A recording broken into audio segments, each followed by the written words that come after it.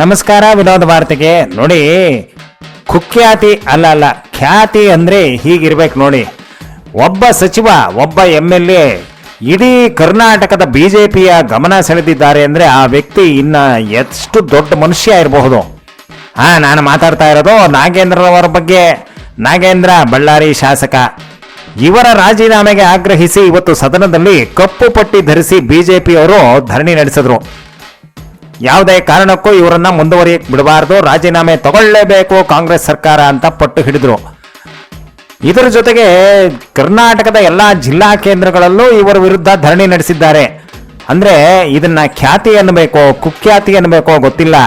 ನಾಗೇಂದ್ರ ಕರ್ನಾಟಕದಲ್ಲಿ ಎಷ್ಟು ಜನರಿಗೆ ಗೊತ್ತಿದ್ರೋ ಏನೋ, ಆದ್ರೆ ಈ ಒಂದು ಸಂದರ್ಭದಲ್ಲಿ ನಾಗೇಂದ್ರ ಅವರ ಹೆಸರು ಕುದುರೆ ಮೇಲೆ ಹತ್ಕೊಂಡು ಹೊಡ್ತಾ ಇದೆ.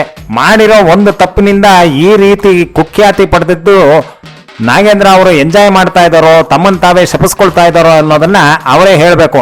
ಇನ್ನು ಮುಂದೆ ನೋಡೋದಾದ್ರೆ, ಚಾಮರಾಜನಗರದಲ್ಲಿ ಮೊನ್ನೆ ಎನ್ಕೌಂಟರ್ಗೆ ಗುರಿಯಾಗಿ 3 ಜನ ಸಾವನ್ನಪ್ಪಿದ್ರಲ್ಲ, ಅವರಿಗೆ ತಮಿಳುನಾಡು ಕಡೆಯಿಂದ ವಿಜಯ್ ಸರ್ಕಾರ 10 ಲಕ್ಷ ರೂಪಾಯಿಯನ್ನ ಘೋಷಣೆ ಮಾಡಿದೆಯಂತೆ.